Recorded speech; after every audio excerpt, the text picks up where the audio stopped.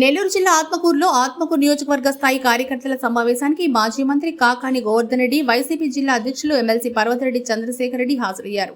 ఈ సందర్భంగా జిల్లా అధ్యక్షులు పర్వతరెడ్డి చంద్రశేఖర్ రెడ్డి మాట్లాడుతూ పార్టీ అధికారంలోకి రాలేదని కార్యకర్తలు ఎవరూ నిరుత్సాహపడవద్దని సూచించారు. కార్యకర్తలందరూ సమిష్టిగా కష్టపడి పనిచేస్తే 5 సంవత్సరాల్లో పార్టీని తిరిగి అధికారంలోకి తీసుకురావచ్చని కార్యకర్తలకు భరోసానిచ్చారు.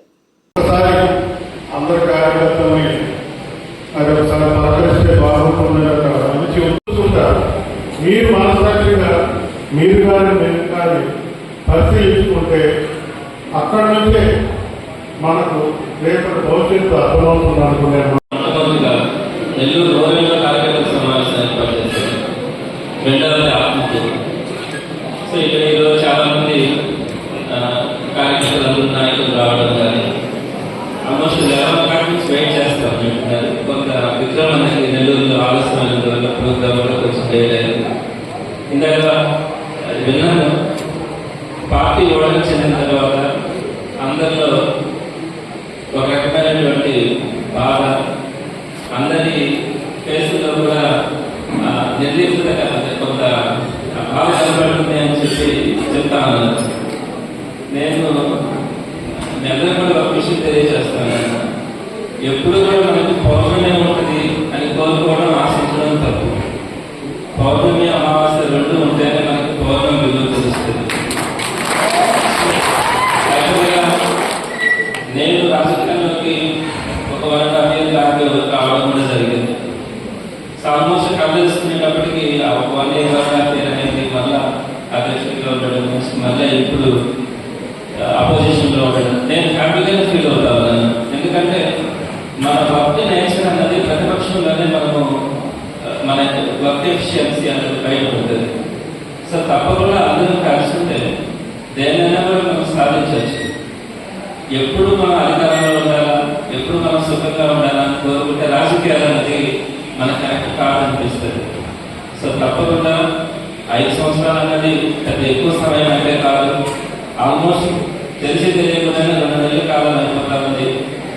సో మనకు 5 సంవత్సరాలు అంటే మొదటి 4 years తర్వాత మళ్ళీ ఎలక్షన్ టైం స్టార్ట్ అవుతుంది.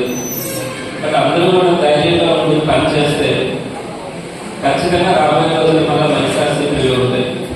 జగన్మోహన్ రెడ్డి గారి గురించి మీ అందరికీ కూడా తెలుస్తుంది. ఒక కమిట్మెంట్ జరిగింది. ఏదైనా ఒక పని చేయాలనుకున్నా, ఒక ఎంత కష్టం వచ్చినా కూడా తనను నమ్ముకున్న వాళ్ళకి సహాయం చేయాలనుకున్నా ఒక గట్స్ ఉంటే లేదు. సో తప్పకుండా భవిష్యత్తులో నేను ఆయనతో గడిచిన నేను అనేక సందర్భాల్లో నేను కలవడం కూడా జరిగింది, ఆయనతో డిస్కస్ చేయడం కూడా జరిగింది.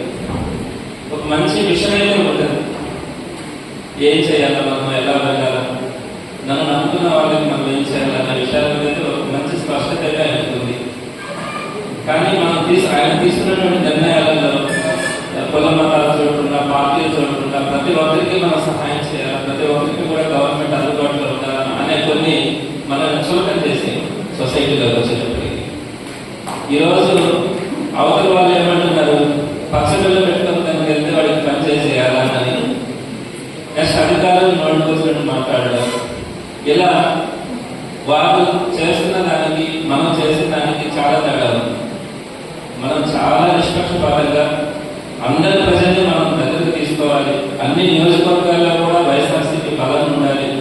175 నియోజకవర్గాల్లో కూడా వైఎస్ఆర్సీపీ బలంగా ఉండాలి అన్న ఒక ఆలోచనతో జగన్మోహన్ రెడ్డి గారు పరిపాలించారు.